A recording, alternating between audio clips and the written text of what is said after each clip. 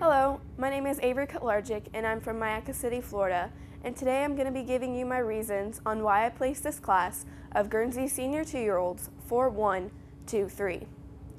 In my top pair, 4 placed over 1 because she had a higher rear udder attachment.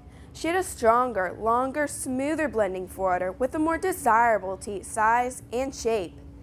In addition, she was a more stylish individual, being straighter and stronger across the top line and having less slope from hips to pins. Furthermore, she had more openness and spring to the rib, as well as tracking straighter when viewed from the rear. I do grant that 1 was sharper over the withers, hips, and pins and had more veining and texture throughout the mammary system.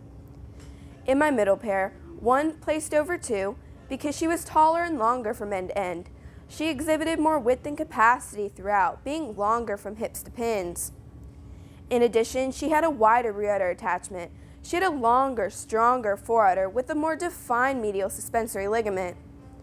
Furthermore, she was sharper over the withers, hips, and pins, and had more openness and depth to the rib. I do grant that 2 had less slope from hips to pins. In my bottom pair, 2 placed over 3 because she had a higher rear udder attachment. She carried her udder higher above the hock with a stronger, smoother blending foreudder and a more desirable teat size and placement. In addition, she was straighter and stronger across the top line.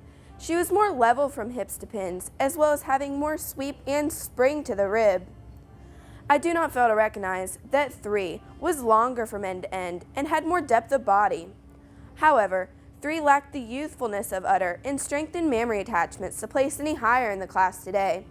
And these are my reasons for placing this class of Guernsey senior 2-year-olds 4, 1, 2, 3.